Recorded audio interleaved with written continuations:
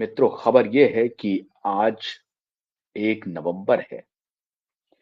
नवंबर की तारीख नजदीक आने वाली है और जैसे जैसे हियरिंग की तारीख नजदीक आ रही है, मुंबई में माफियाओं की साजिश बढ़ गई है। किसी भी तरीके से कोई भी तिकड़म करके दिशा केस को डिरेल करो, दिशा केस को इधर उधर मोड़ो, रोको, कुछ भी करके आपको करना ही पड़ेगा। और इस तरह की साजिश मित्रों अदालत में हो रही है। अदालत में दुर्भाग्य है देश का, आज भी अदालत स्वीकार करने को तैयार नहीं है कि पूरे देश में क्या चल रहा है। अदालत में दिशा केस को डिरेल करने की साजिश रची जा रही है। आप पूछेंगे कैसे? हमारे पास जो हमारे सूत्र हैं, अगर उनका स्टिंग ऑपरेशन आ गया, जो संभवतः मैं प्रयासरत हूं, पूरे स्टिंग ऑपरेशन के साथ अगर आ गया तो दुनिया के सामने ब्रेक करूंगा, बताऊंगा कि अदालत में किस प्रकार से साजिश की जा रही है बाप बेटे के द्वारा। इसमें कौन वकील जिम्मेदार हैं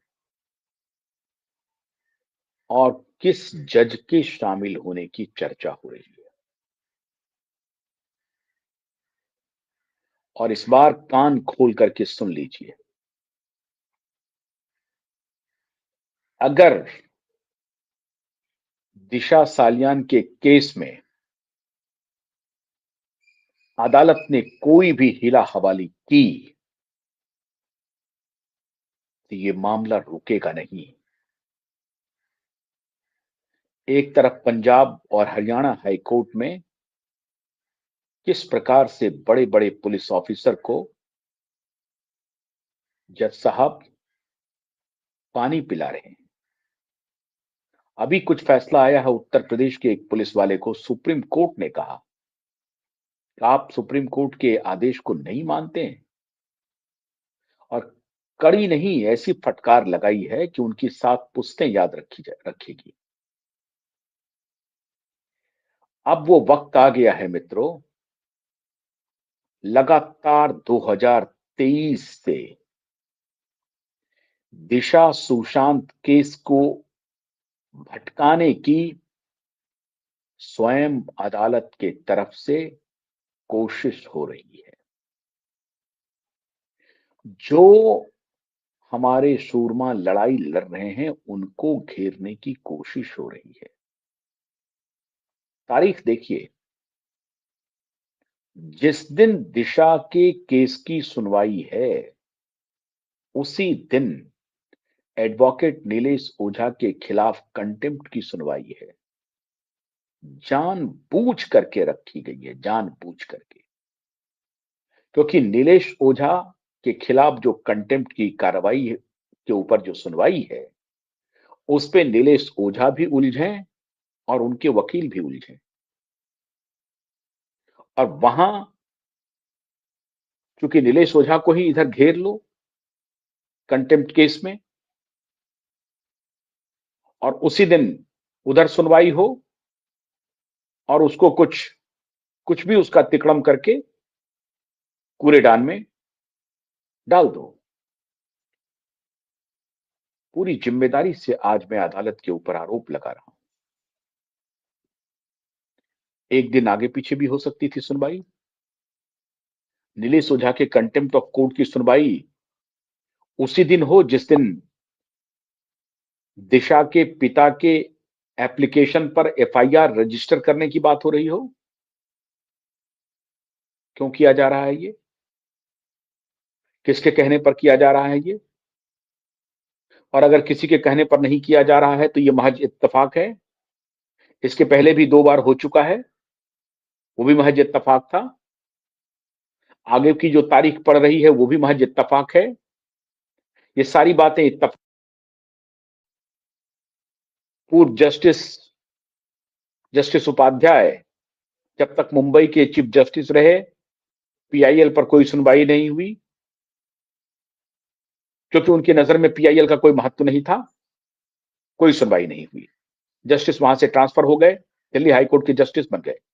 दूसरे जस्टिस आए, पीआईएल पर 2 बार सुनवाई हुई, उसके बाद पीआईएल पर सुनवाई नहीं हुई।